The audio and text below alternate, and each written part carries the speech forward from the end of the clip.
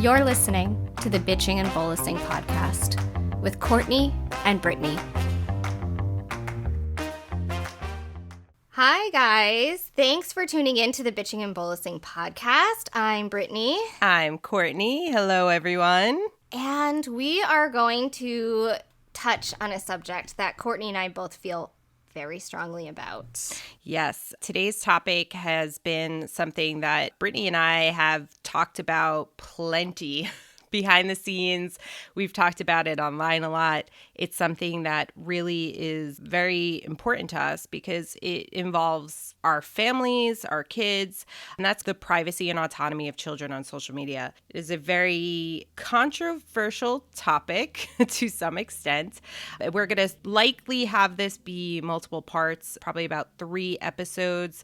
This is just an intro episode to talk about what is going on in social media in regards to the overexposure of our disabled children in general, and how that affects an entire community of disabled people. This kind of got started because it was probably about a month and a half ago or so. I feel like I sort of kicked the hornet's nest online, and I was kind of mulling things about and thinking about exploitation of children and how that is just rampant right now on the internet. You don't even have to have a disabled kid. There are just a lot of accounts out there with, hundreds and thousands of followers who focus on using their children as content. They have sponsorships off of it. They're making money off of it. And then that went into medical exploitation, and how, whether you want to admit it or not, there are a lot of parents on the internet who have disabled children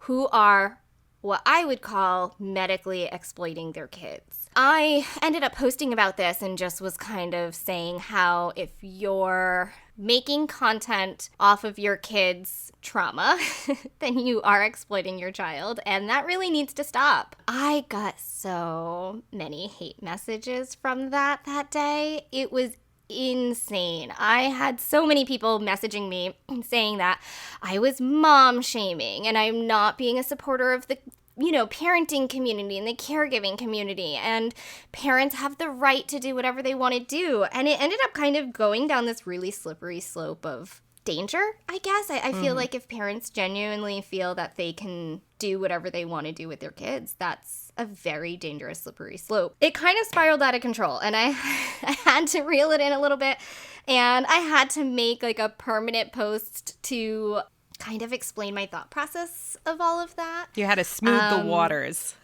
I had to smooth the waters because I think that if we just kind of jump into it being like, you guys need to stop all this, that doesn't come across. Okay, so I'm going to read my permanent post that got a lot of people talking and thinking and maybe came at it from a different perspective. No, yeah, definitely. I think rehashing that, especially for our listeners who maybe didn't follow you at the time, just kind of showing what you had said, I think is really important to give a little bit more context. Yeah, the point I was trying to get across did not come off across at the very beginning.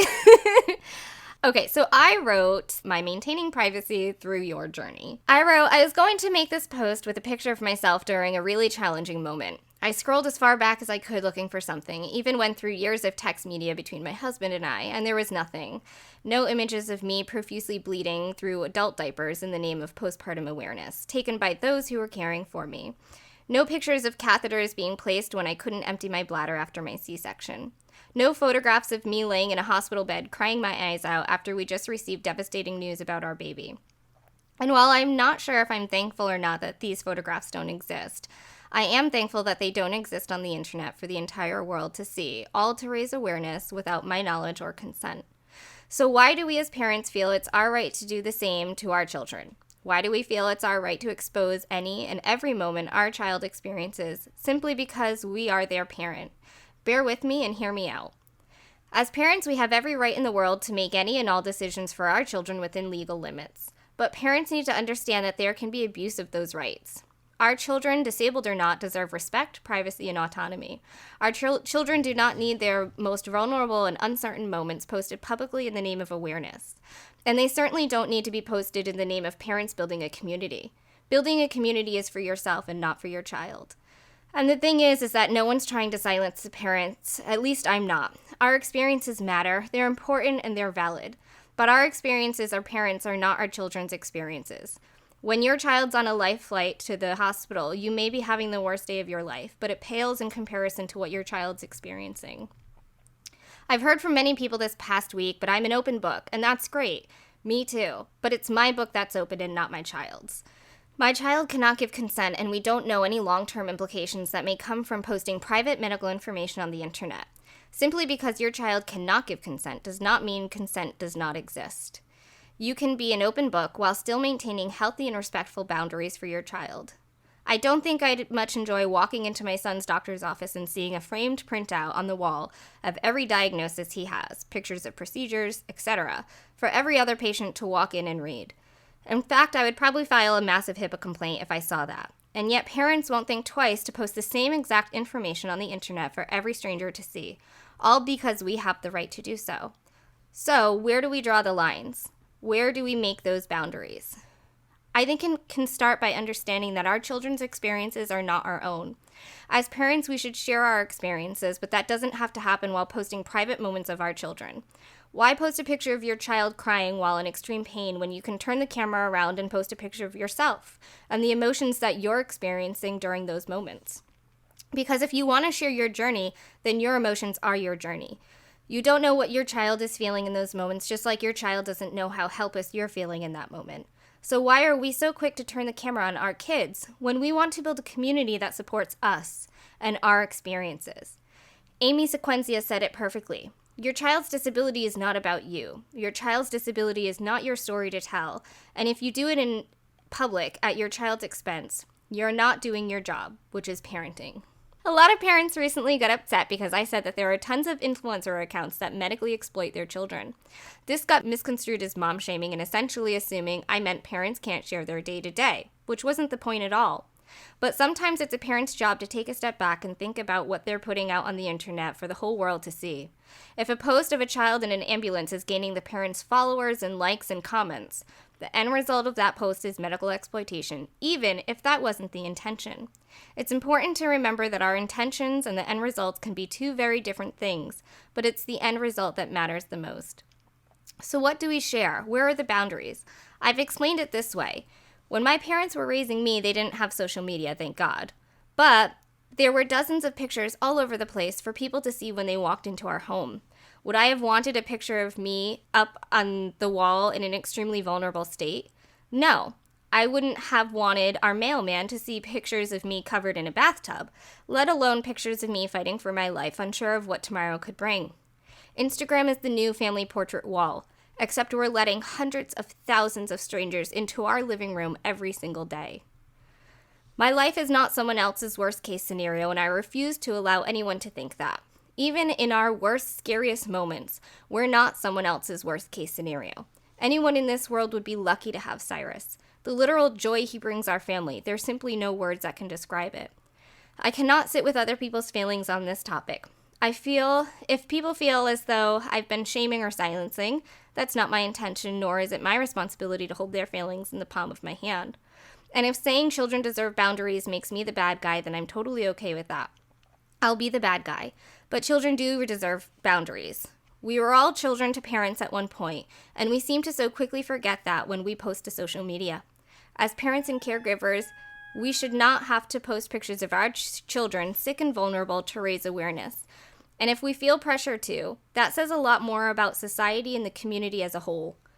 It should not take a video of an extremely sick child for others to realize that it exists, and our children should not unknowingly be that subject of attention. There's a lot to unpack there. So, there's a lot to unpack there.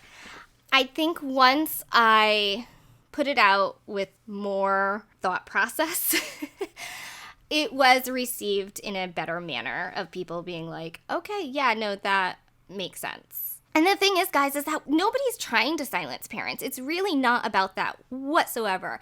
I think that there's so much to be said about the community and the support that you receive within the community and just not feeling that isolation when you're dealing with really, really tough moments. But the thing is that can all happen and you can receive that support without exploiting your kid or without crossing the line, and you're able to maintain that privacy for your child. I mean, I know people who will sit there and say, oh, well, it helps me feel like I get thoughts and prayers during certain things. And it's like, yes, but all it takes is a post with words. You don't even have to put a picture up that says like, hey, we're really struggling right now. We could really use some extra support and extra thoughts and prayers. And guess what? The people that really matter and the people that really care, they're going to be the ones flooding your inbox saying like, hey, what's going on? And those are the people that you want to be there for support. Not someone who's just like either quickly commenting like, oh, praying for you, or, you know, the silent Joe Schmo in the background who's coming to your page out of morbid curiosity to see pictures of really sick kids or pictures of kids crying in pain, or also pictures of kids in diapers, because why are we posting a picture of a 12 or 16 or 20-year-old kid in a diaper if you wouldn't do that to a kid that's not disabled? Where we really want to focus our energy in this discussion is exactly what you just touched on, is that it's not a matter of trying to silence or mom shame or say, hey, you shouldn't do this, slap on the wrist. It's not about that at all. It's a lot more complex than that, because social media is a part of our lives now.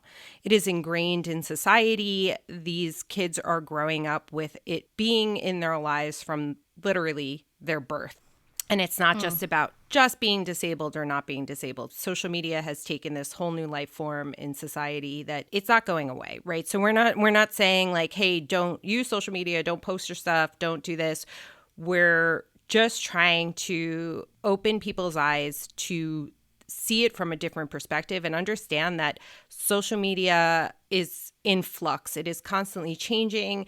The things that are happening on it are also changing, meaning awareness, support groups, all these things are shifting and changing. We're not trying to hate on anybody, because guess what? Me and Brittany, we were in the same position. We're still learning our path, and we're still trying to figure out what are our boundaries, where do we draw the line, right? And we're just trying to make this a bigger picture.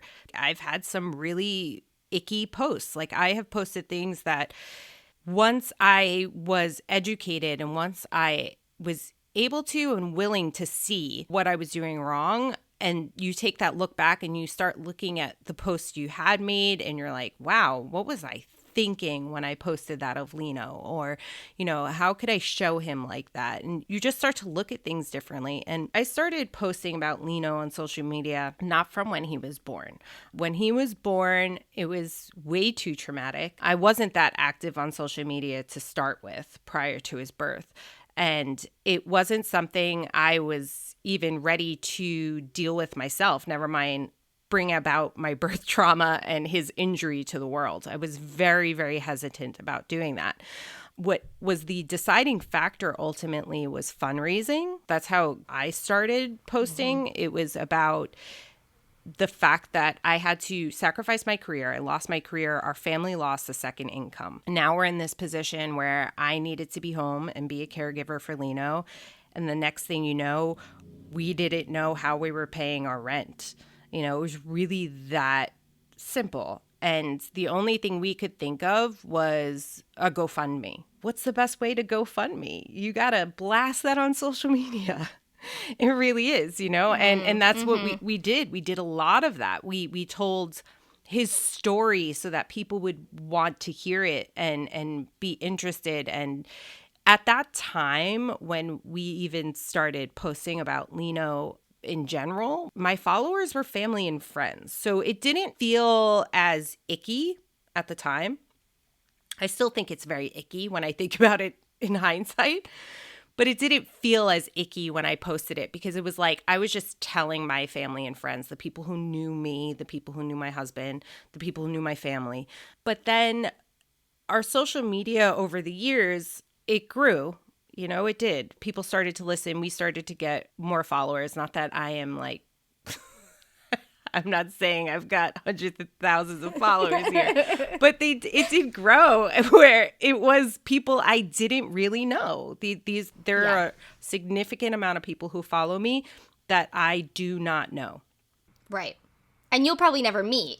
Yeah, 100%, and there's just a lot of people that I don't know. And when you start to think about it like that, even though I innocently put up those posts and they had a purpose, and that purpose was also successful, to be fair. We did fundraise really well. We survived a full year of paid rent. I mean, think about that. That's pretty phenomenal. So, from that perspective, it worked. But to what extent, I guess, what damage did I make because of that? And interestingly enough, that really did turn around on me. Yeah, I mean, you have like an actual real life story. I do. And I'm going to share it with you all because it really is a tale of caution. Nothing horrendous happened, but you'll understand when I explain it. And let me just preface this statement with I want my family and friends in Italy to know that they did nothing wrong. And I love you guys so much. But the story I'm about to tell is regarding our most recent trip to Italy. And it does directly link to the information I revealed and posted early on in our journey when we were initially fundraising. Just to clarify again and reiterate, I posted a lot of details about Lino in those early days. Everything about his medical conditions, all the potential surgeries he needs. I'm pretty sure his entire medical file you could put together just based on my post back in those days. I'm not kidding. And I'm embarrassed by that. But let me tell you my tale of caution. So, we recently took a trip to Italy to see family and friends that we were not able to see for many, many years because Lino's injury, that first year of his life, the intention was, oh, when Lino's born, we'll go visit family so everyone can meet him. That wasn't possible. Lino was, going through a lot. We were going through a lot that first year. Then COVID hit. So the entire country of Italy was shut down. People couldn't leave. You couldn't enter. It was just disastrous. And, then just finances. It's incredibly expensive, unfortunately. And this past year, my sister-in-law was so gracious and paid our flights to finally go to Italy to see family. And just to give you some backstory, Stefano, my husband, is from Italy. So the majority of his family is there. So like his parents, like these are people we haven't seen in a really long time and some haven't even met our kids. So we go to Italy. We're down by his area where he's in Puglia, which is like the heel of the boot, sort of, if you're looking geographically. And it's a small town. It's roughly about 30,000 people. And to give you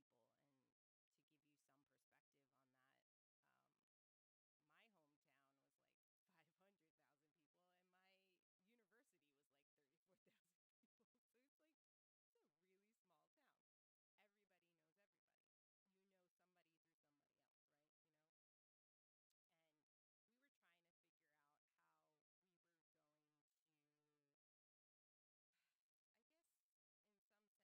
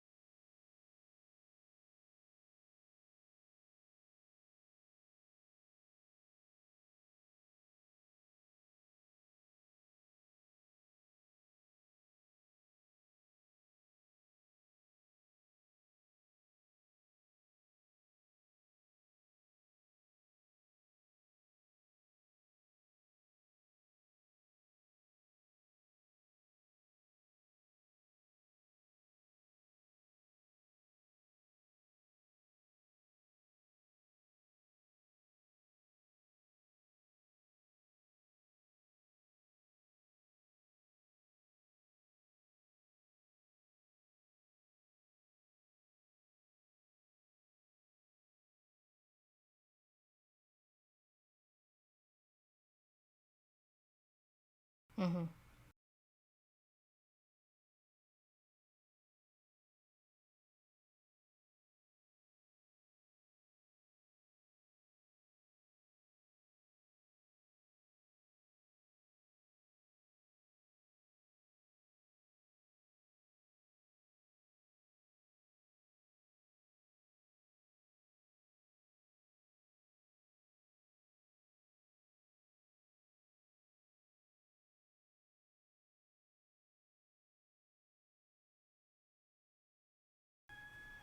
Mm-hmm.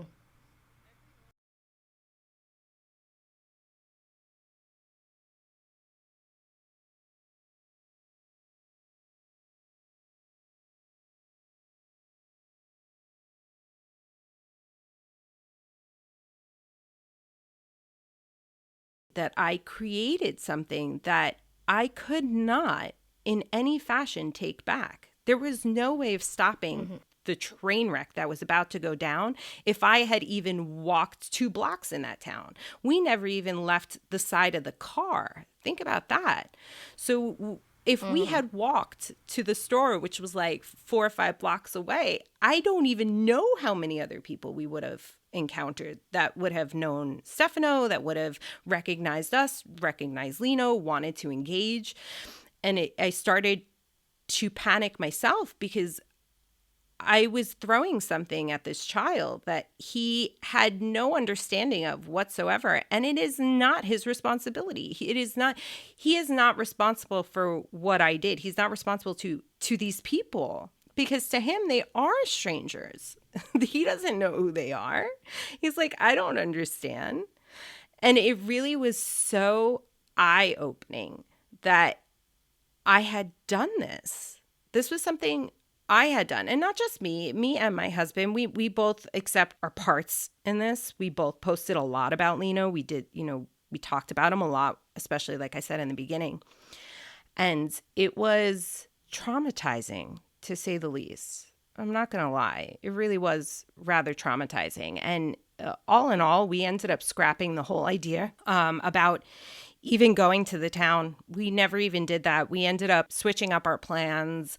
We had a birthday party for him and just had everybody that really was the closest to us come there instead of trying to go out and see everybody because we couldn't control what was about to go down.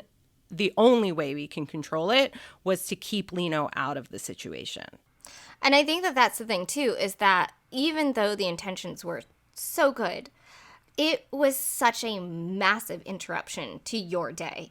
Think about it, right? I'm hearing you say all of this, and I'm hearing so much of like everybody came out and they wanted to see Lino.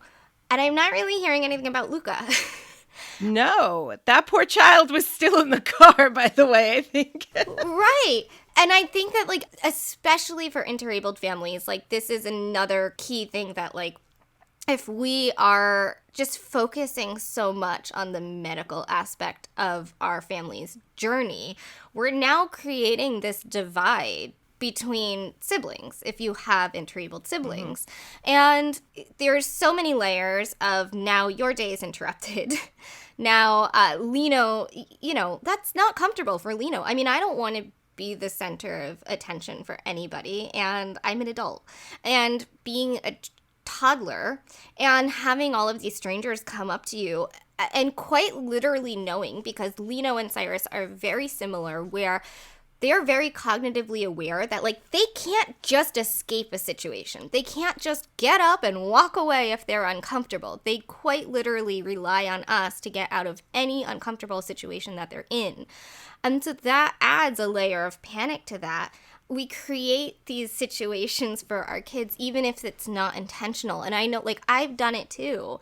And even if you want people to love on your child and see the best in your child and all this, like, it's still putting them on display. It's really dangerous. Our children don't deserve to have their days interrupted beyond the extent of what it already is, right? Because you can be out in the store with a kid, and if there's another kid there, most likely at some point in your day, you're going to have a curious kid come up and be like, oh, why is he not walking? So, like, your day's already getting interrupted as it is. But so to add to that, it's not fair to these kids. It's not fair to the families, really. And I think that there's also something to be said for, and I keep thinking this over in my head. We're not going to be around forever as parents, right? Our day's going to come, unfortunately. And the internet is forever. Even if you delete things and you scrub it, like, it's always there somewhere on the internet. And I constantly have been thinking that that's part of the legacy that we leave behind.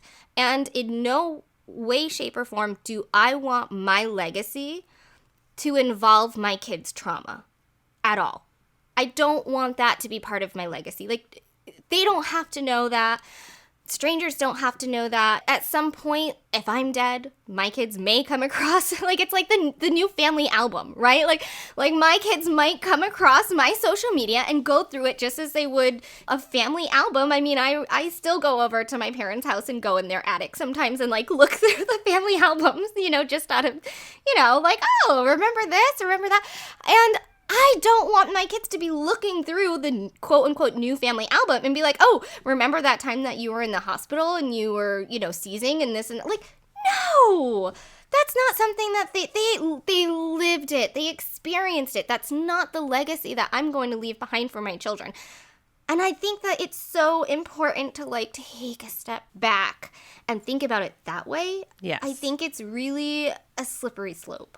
It is. And I also think it's important because sometimes we forget that there might be people out there that think, oh, well, my child will never be scrolling on Instagram. I really want to point out that doesn't matter. That is still a person. That is still an individual. Obviously, understand the medical complexities, but the hope of being an adult, and you can't use that as a cop-out. You can't use that as an excuse to be like, well, my kid will never see it. It's not about that. Or consent. I've heard from so many people, like, my kid will never be able to consent. Can't consent. Yeah. It's what can I use to support what I'm doing versus actually being able to look and evaluate what I'm doing and rethink it. Guys, that is a hard thing to do. I am not trying to sit here and be like, well, I am so enlightened. No, that is definitely not the case. And let me tell you, it was, even just talking about my story, that was a very, very defining moment for me in Italy, where it was also incredibly traumatizing for me. That was a really, really difficult thing for me to go through. I was hysterical. I was crying. I was yelling at my husband. My husband took the brunt of that. Let me tell you, he will tell you how bad it was for me. It was a really difficult, dark moment. These are not going to be easy conversations to have with yourself or with others. We're just trying to just open up your mind a little and guide you there, because it really is very important to respect our children, to respect all children. And you might not be there yet, and that's okay. You might be in your journey where your mindset's not there. Because I could tell you, if I was listening to this podcast, even let's say like a year ago, I might have a very different perspective. I mean, I remember one time, I think it was Ableism is Trash. And I am so sorry if it wasn't your account. This was like a long time ago. But I think Ableism is Trash was talking about the term warrior and how it's not appropriate to use. And I remember being really pissed about that. Yeah. I remember being like, how dare you tell me I can't call my child a warrior? He's a CP warrior. He's an epilepsy warrior. I think I called him every warrior under the sun. And I remember I unfollowed that account for a period of time because I was so upset about it. I was like, absolutely not. You can't tell me. And who I am now versus when I remember seeing that post is very different. Like, I totally am on board with the anti-warrior statement. I mean, it takes some time to get it and to get to the point of getting it. And the thing is, guys, is that I know I said this in my whole entire speech, but we are not building a community for our children through raising awareness and all that. And I know that there are going to be parents sitting back being like, yes, I am. And it may make you a better parent, a better caregiver, having a stronger community. But here's the thing, the community is for you. It's not for your kid, because I can promise that when your child is fighting for their lives in an ambulance, when your child is being poked and prodded with IVs, when your child's being intubated, they don't care about Jessica on the internet sending thoughts and prayers. All your child wants is mom and dad. That's it. Or mom and mom, or dad and dad, whatever. All they want is their parents. And that's the only thing that your child cares about in those moments. They want the comfort of their parents. They don't want the comfort of a stranger on the internet. And so when you are now building a community off of the back of your child who's going through this extremely traumatizing moment, it's not about your child. It's really not about your child. Building that community has nothing to do with your kid, because your kid does not give two shits about somebody across the country saying like, oh, I'm thinking of you guys, I'm praying for you. Like, they don't care. No. That's why it's really important to like take a step back and think, am I sharing my experience, or am I sharing my kid's experience? Because I've been there. I've done it. I've done it all. I had pictures up of Cyrus in the hospital during, a weekend EEG. Like, same thing. You could probably piece his medical files together from the things that I've posted in the past and have scrubbed. And I've been there. But it just took a moment of saying, this isn't about me. If I want to share my experience of having my kid in a hospital crying while they're trying to put IVs in, I can't take a picture of my kid and talk about myself. Yeah. I can talk about myself and post a picture of myself in hysterics or in the bathroom disassociating and all of that. Like, sure. But I can't post a picture of him and now talk about what I'm feeling. It's just not fair. No, it's not. And I think I'd like to also point out is a lot of people, when this topic comes up, is, well, I'm looking for that community. I'm looking for other caregivers. I'm looking for other moms, right? I need to play devil's advocate on this one, because here's the thing. That's the important part about closed chat groups. Honestly, if you're going to look to social media for support, having a really legitimate closed support group, like chat group, is so incredibly valuable for that. That's the way you need to go when you're looking for that support and you're looking for your community, right? The caregiver community, the parent community, whatever it is type of community you're looking for. You're looking for somebody, your peers to relate to, somebody that you can lean on, where you can ask questions. It's those closed support groups that legitimate, right? Because some of those are even... Oof, let me tell you, I'm in a handful on Facebook that I'm like, is anybody adminning this? This is like dangerous, So even that's a slippery slope, because there are definitely people who get in there that shouldn't be in there. But there's no perfect scenario for that. But if you're going to look towards social media, it is those closed support groups and chat groups that are going to be where you go. You hopefully can find a group that is trustworthy, because I'm the same. Like, when I started this journey, yes, I started with the goal to fundraise for Lino. Then it morphed into following accounts that I knew, following your account, Brittany, following other HIE accounts, finding others that were going through similar and following their accounts and their stories and being like, oh my God, you go through that too. To be fair, we have a WhatsApp group of just HIE moms, Brittany and I, and it's just a bunch of other moms that all our children have the same brain injury. I wouldn't know any of you if it wasn't for Instagram. So to be fair, there is an element of I understand, but there's also a point that I didn't need to have you guys post about the medical side of your kids in order for me to follow or connect with you, because a lot of what we talked about was always behind the scenes. We started with an Instagram chat and moved over to like a WhatsApp chat just to get off social media. But from that perspective, we also understand that angle. We understand that a lot of this is just to reach out, to find answers, to find somebody else that may have gone through it, to have a connection. There are ways to do that are more appropriate in terms of giving your child autonomy and privacy. Right. And that's the thing, too, is that I constantly go back and forth as it is right now about what I post to social media, because I'm kind of juggling this feeling that just having my kids on social media in general, even if it's just like a cute little snapshot of the brothers cuddling or something like that, I'm like, they can't really consent to it. So I've been struggling with that. But even with what I post, which I feel like I'm not crossing those medical boundaries, I'm still getting messages from people asking questions privately, which I'm happy to have that discussion.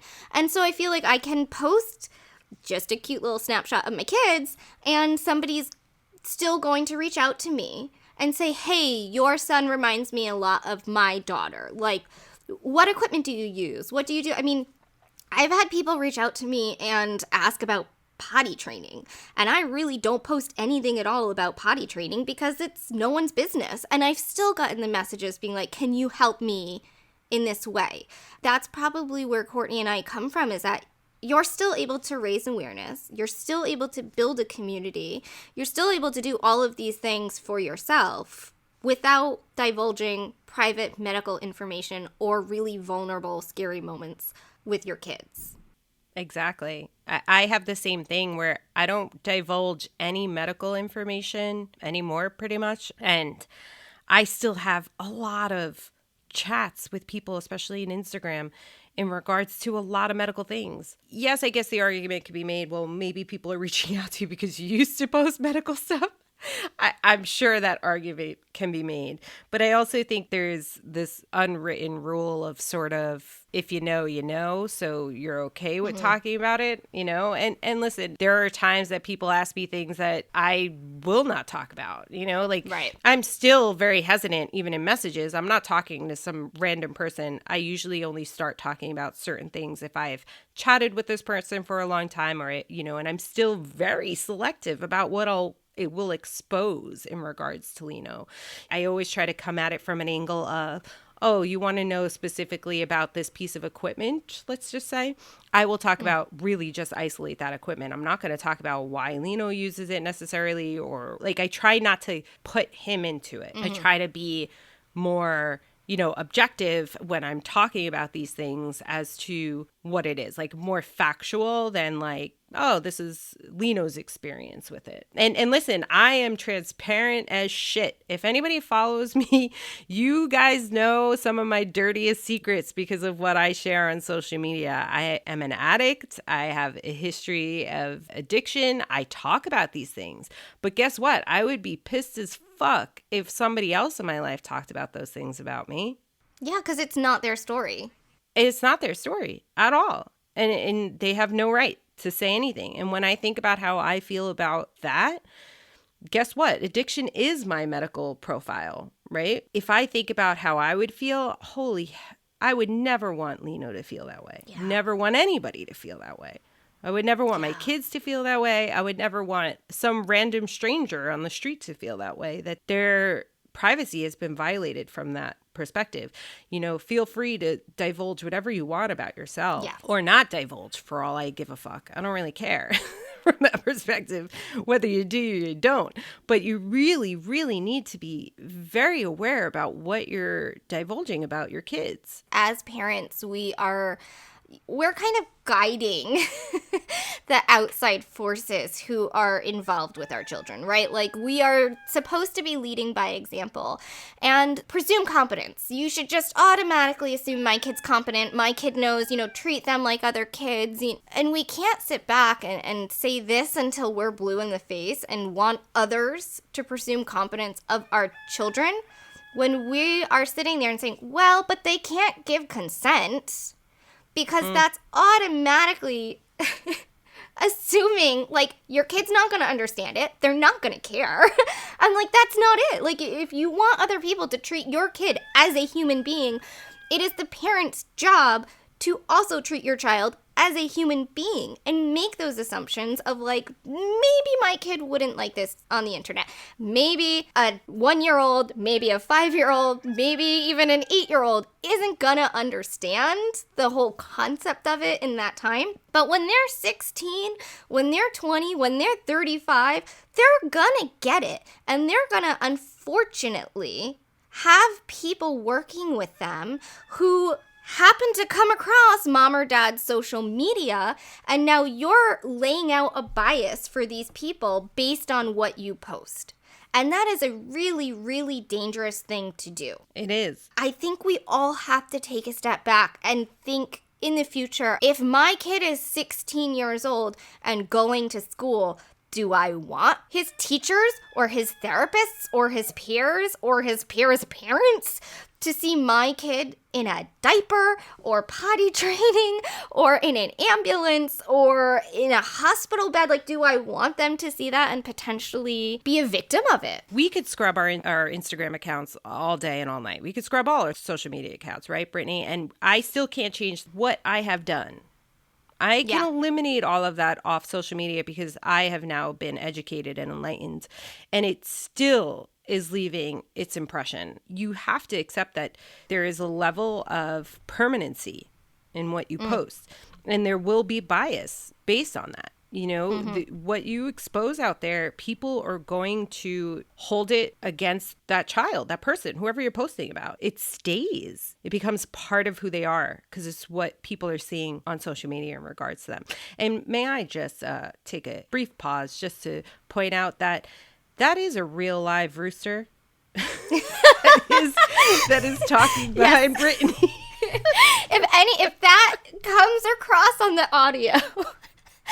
We have roosters, and this particular rooster likes to sit outside my window and just crow all day long. And I even shut the window before we started, so I'm like sweltering right now. But he's got opinions, let me tell you. He's got opinions. I think that this doesn't even just apply to parents who have disabled kids. For those who are kind of like keeping, I don't really keep up with like current events as much as I probably should, but there's a whole bunch of bills right now trying to be passed where parents cannot use their kids essentially as content on social media, especially if they are profiting off of it, right? And during one of the hearings, this really brave woman gave her story, and she was essentially blasted on social media her entire growing up. Her mom had a social media that really focused on her. This woman is not disabled, but mom posted a lot about her. And when she came on to speak during the hearing, she actually said, she was like, this is the first time that I'm using my real name in probably 3 or 4 years, because her life was so affected by her mom posting about her on social media.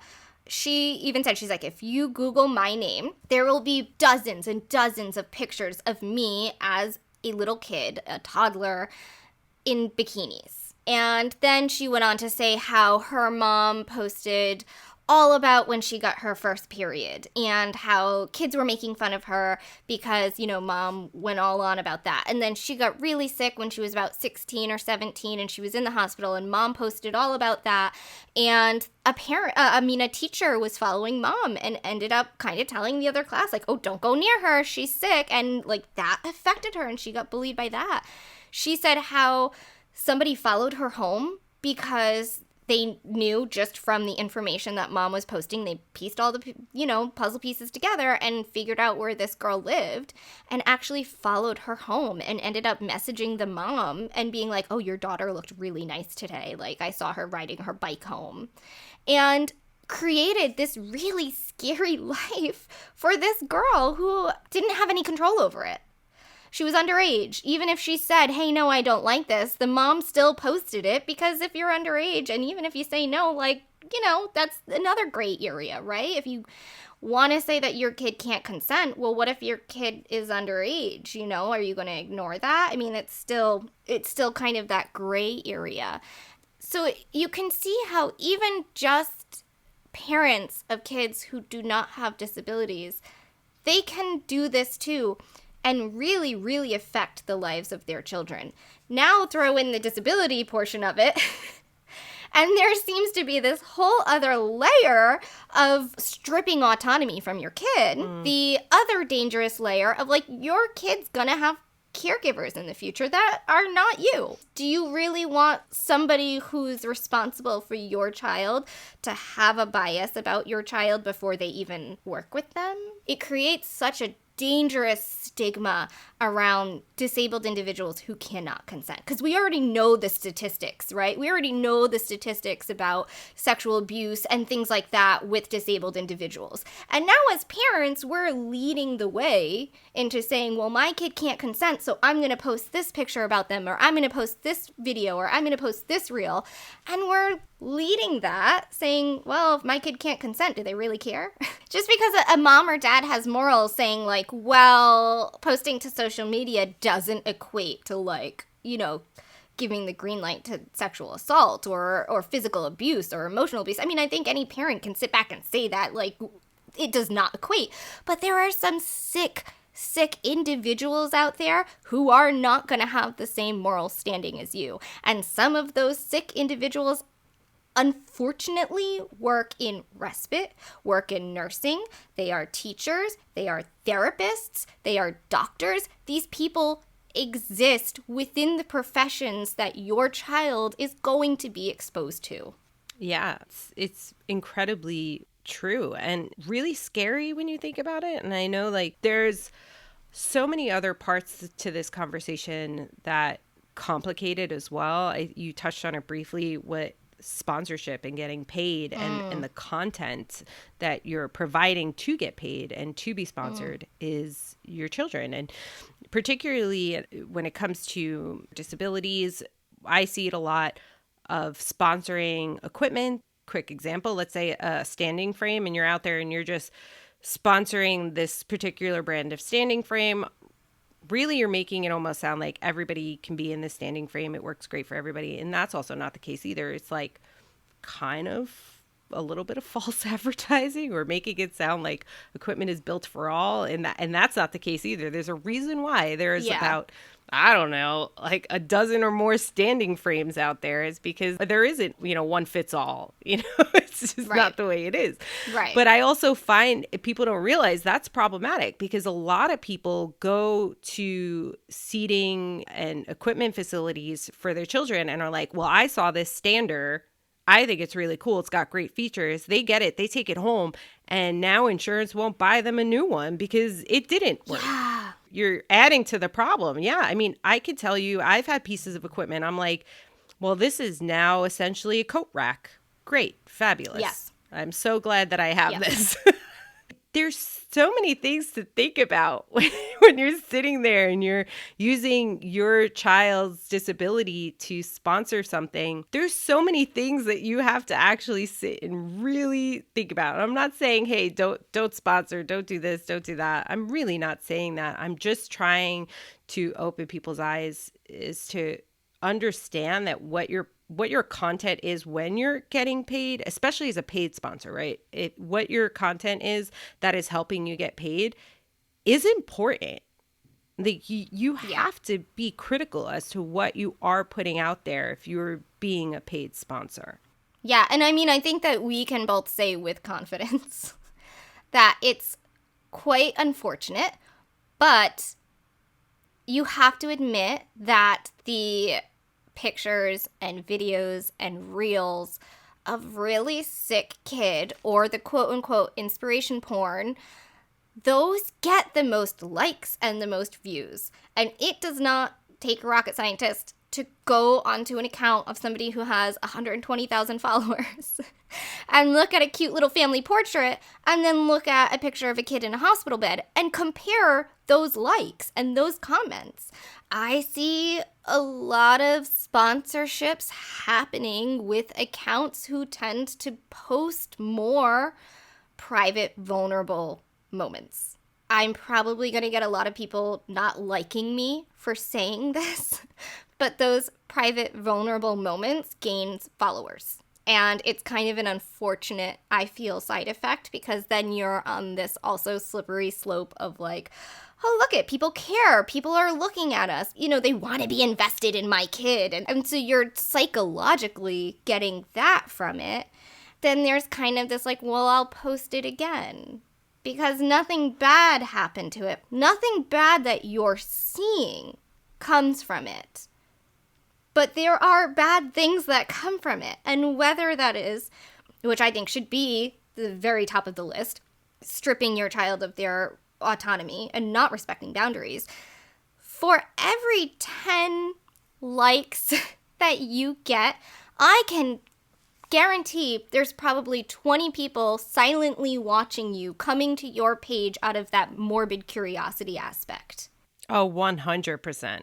I don't want those people. No. And nobody should want those people. No, and I'm sure the people who have accounts that are kind of similar to what you're talking about don't want those people. Nobody wants that. That's the thing, is that sometimes we're so blind to it. Sometimes we don't even think about it because we're stuck in our own worlds. We're stuck in our own lives. Like, we're just trying to do our thing here, you know? And that's what bitchin' and bolusing is here for, to knock you right down and make you rethink that. Sorry, guys. It really is, you know. We're happy to be the villains in this scenario, in hopes that we do actually do some good in the world and maybe change some perspectives. And again, maybe it's not today, maybe it's not tomorrow, maybe it's a year from now, maybe it's 10 years from now, but maybe you listen to this podcast and you take a step back at some point in your life and you rethink it. I would call us a success. Honestly, I'd be like, we did it. Yeah, we finally did it. One more thing that I want to touch on too is that I also think it's really, really important to think about what your content actually does to your community. And as an example, HIE awareness and epilepsy awareness, they were back to back. And Epilepsy Awareness Day, when I tell you that I was so affected and so triggered and so traumatized by the amount of people posting pictures, videos, and reels of their kids seizing, I had to log off because it was so triggering. And I know I'm not the only person. And here's the thing, for those who deal with epilepsy, we really don't want to see pictures and videos of other kids seizing, because I would never wish epilepsy on my worst enemy. And just thinking of other kids having to go through that, I don't have to see a video of it to almost be sickened by the sadness that I have, because I just don't want other kids to have to suffer that way. Same with HIE awareness, is that we were all seeing videos and pictures and things like that of kids intubated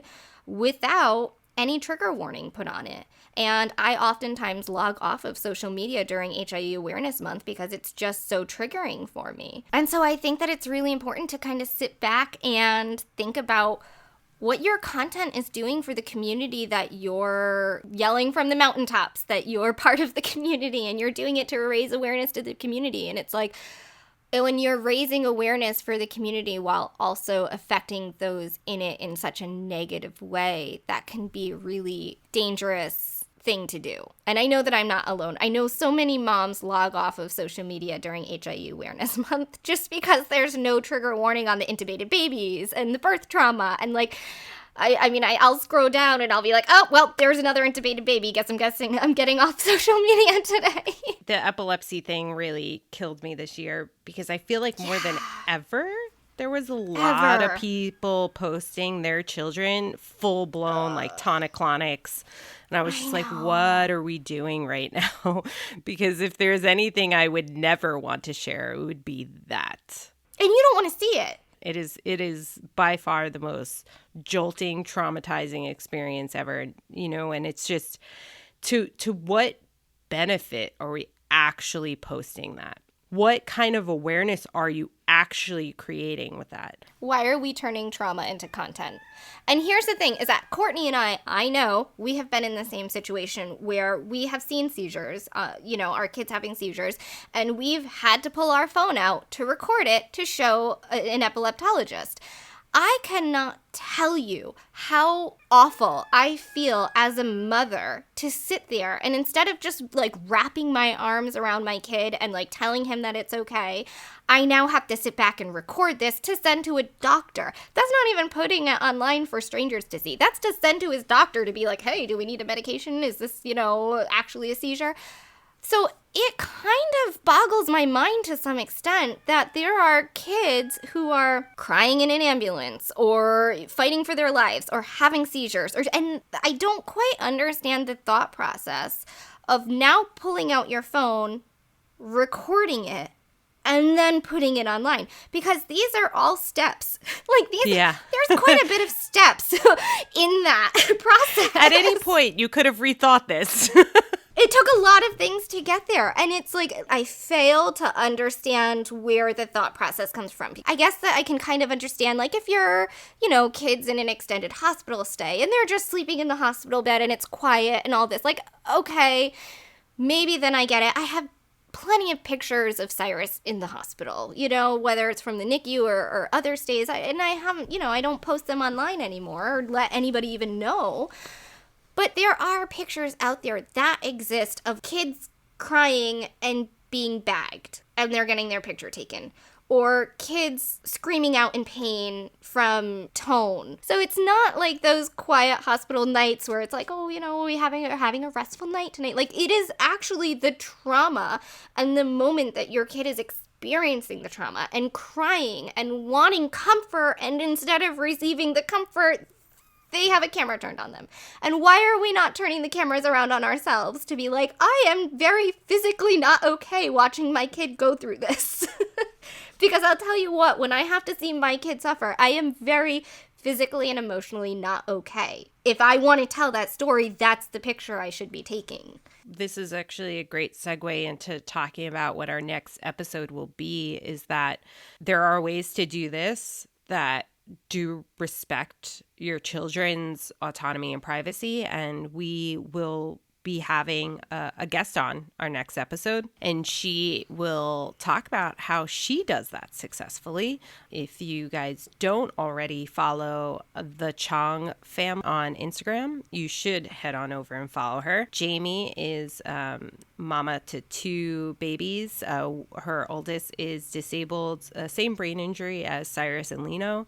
Her youngest is oddly enough the same age as Luca and pretty much Alden, not far behind either. Yeah. Jamie is really good at building a social media following and never stepping out of bounds. I think it's going to be really great having her on the show and having this conversation with her, as well as touching on how we started this episode with Brittany's post.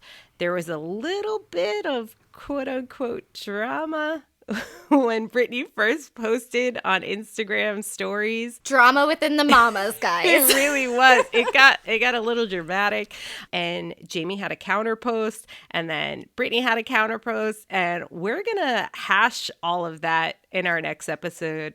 We're gonna do a deep dive into what actually went down. We're also going to talk about Jamie and her perspective, as well as I'm interested in asking her some of her advice as to how she kind of navigates the life of having a very active social media, but always putting her children's privacy at the forefront. So I think it's going to be a really great episode, and I'm really excited for you guys to come on in and listen while we all bitch about it on our next episode. And I would also like to say that even though there was like this little bit of drama that happened, I love Jamie. I think she is an amazing mom. I think she's an amazing advocate. And that's really what we want to focus on, is how she does such a good job at advocating while maintaining that privacy that we're talking about. So I'm really excited to sit down and have a chat. I think it's going to be wonderful. And I hope it's also going to help other parents who want to grow their social media get a little bit of advice on how to do that while still respecting your kids' privacy. So that's all for today. I hope that we didn't make too many people upset with our podcast today, but I do also hope that we got some gears turning and maybe got some people thinking. feel free to reach out. We have social media. You can always reach out through the podcast. And that's all for today, folks. Thanks for listening to the Bitching and Bolusing podcast. Be sure to follow us on Instagram at Bitching and Bolusing, and like and subscribe for future episodes.